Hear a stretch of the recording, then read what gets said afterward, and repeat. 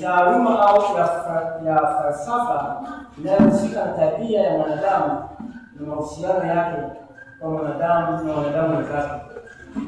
Lakini pili ni mpangilio wa kanuni bora zinazotawala mwenendo wa kundi maalum la watu. Kuna kitu kinaitwa mahusiano yake na wanadamu wenzake, lakini kuna kitu cha pili kinaitwa mpangilio wa kanuni bora zinazotawala mwenendo wa kundi maalum. Sisi hapa ni kundi maalum. Sawa jamani? Kundi maalum kwa vipi? Kundi maalum ambalo tujaona wale tujapata wenzi. Sasa kuna vyama kwenye kanisa tungesema chama cha watu gani? Kama mtu hili.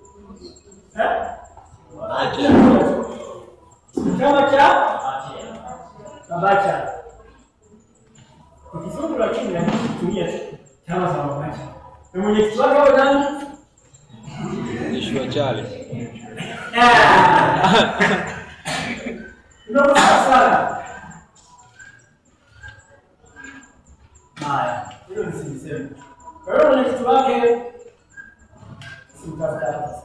Na wala katafuta simtafuta. Lakini kwa wakati tutamtafuta. Kwa ajili ya kusimamia maadili. Sawa? Nielewa? Kabiti walijiongeza. Wenyewe na kiongozi wao. Hayo ndio kiongozi wao. Kama umjui kiongozi wako, utafute. Uko hapa. Ndio. Lakini tunataka kuwa kwa hiyo kuna kanuni bora zinazotawala mwenendo wa kundi maalum. Kwa hiyo sisi ni kundi maalum. Kwa hiyo hata pia tuna mpangilio wa kanuni zinazotuongoza ambazo zinatawala mwenendo wetu kama watu ambao tumesema ndio gani? Mabati. Haya, ndio swali la ndio. Kana kujafikia miaka 18. Haya, baada ya kufikia miaka 20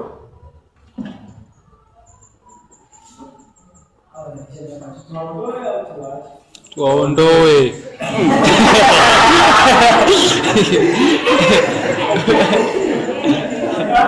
Hao faida ni watoto. Ndio. Akili zao mapinzi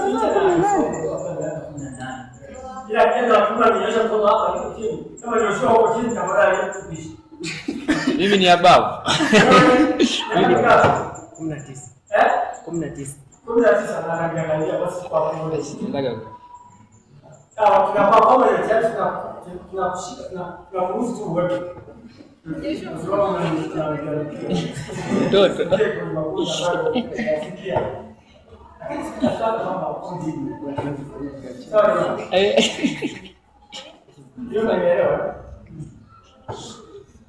Kwa hiyo kuna kitu pia katika maadili inaitwa maadili bora. Kama kuna maadili bora, kuna maadili ambayo sio mazuri, lakini hatuiti maadili yasiyo mazuri, tunaita mmomonyoko wa maadili. Sawa? Erosion of ethics. Mmomonyoko wa maadili. Yaani ni hatua au mchakato wa kutoka katika maadili mazuri kwenda kwenye maadili mabaya. Ngoja nafundisha maadili. Kuna watu wanatoka kwenye maadili mazuri ya vijana wa Kristo wanaingia kwenye maadili yasiyo vijana wa Kristo. Yaani msukuma hamna.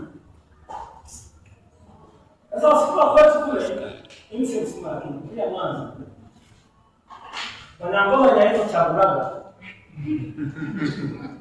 Hiyo ngoma ni maalum kwa mtu kupata mke. Na yule mke anachukuliwa kwa nguvu. Anapewa atake asitake. Anapelekwa kesho yake wanaenda kwa wazazi wake tayari sisi tumeshaoa. Pakie ng'ombe, pakie ng'ombe 50, 30. Sasa hayo ni maadili, lakini maadili tunaita ni mmomonyoko wa maadili. Sasa mtu anaweza akatoka kwenye maadili mazuri kwenda kwenye maadili mabaya. Kwa hiyo sisi kama kanisa, kama vijana tuliokoka, tuna maadili yetu. Sasa tukiona mwenzetu wewe sawa na kanuni za maadili ya Kristo, tunajua kwamba wewe umeingia kwenye mmomonyoko wa na kuna vitu ambavyo vinasababisha mtu aingie kule. Kwanza, inawezekana kukosa imani. Sawa? Na pili, inawezekana kutokuamini. Unielewa? Mtu anasema mimi ya pale kanisani hadi kaelewa vitu wote naona kama wote wanasema hamna. Yaani wote hawanipendi. Sasa niende wapi? Lakini nikipita kule nje kuna vitu vinatokea. Wakanisani wananidunia. Ndio nakwambia wamekudunia. Hawa wako serious na Mungu. Sawa jamani? Amen. Sasa kama mtu yuko katika uwepo wa Bwana, unasema amekudunia. Hajakudunia.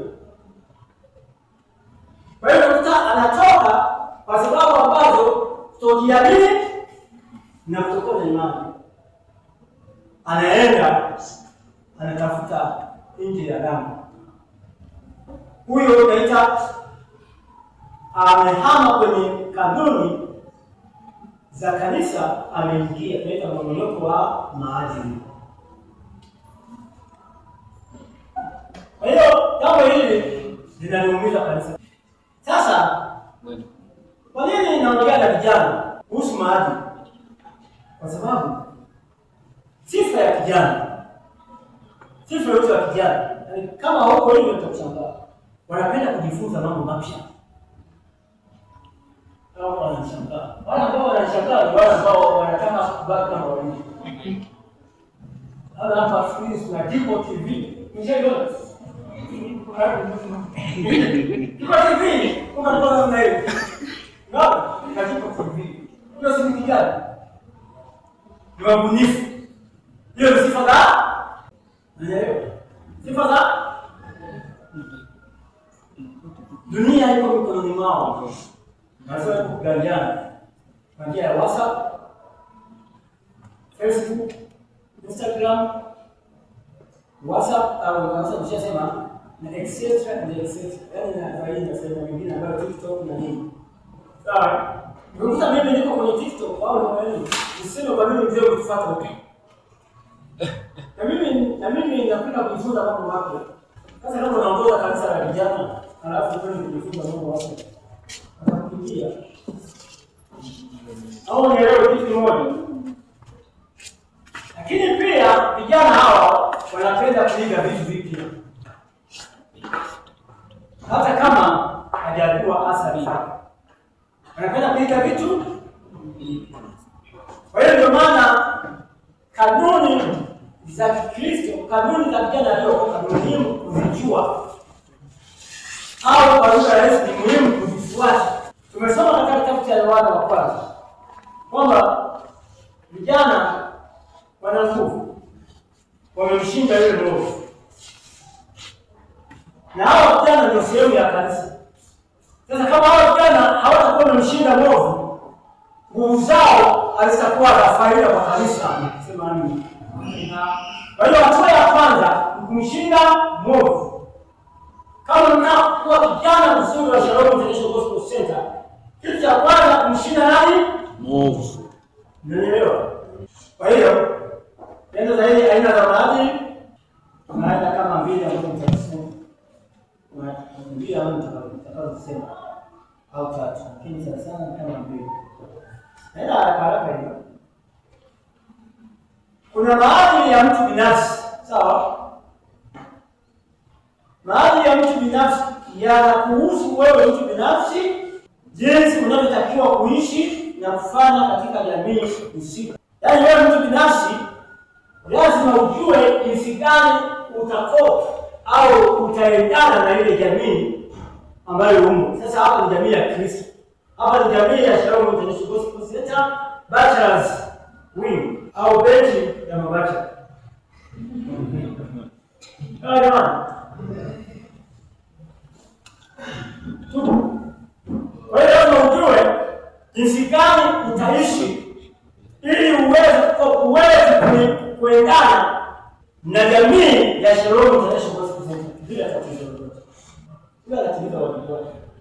Jana kumbe tu hawana mmoja. Naona saa mgeni andike hapa na nini? Tutakutana kwenye basa. No, jana kumbe ndio najiamini sana. Hayo maadili ya mtu binafsi lazima uone ukiwa nitaishije, nisije usifuatane hivi, nitafanyaje uovu huo nimkose Mungu wangu. Kwa lugha rahisi, kama Yusufu angekuwa kutoka ndani ya kanisa, anasema niliaibishe na kanisa nililotoka. Unajua dhambi anaweza kaifanya mtu mmoja, lakini ile dhambi ika-affect, yaani ikagusa jamii anayotoka. Mnajanga kule na sasa utaka tule jambo lako na sisi tunaokaa hapa. Ndio maana tutafundishana maadili ya mtu binafsi. Jitunze kama kijana. Na nielewa kama jitunze kama kijana.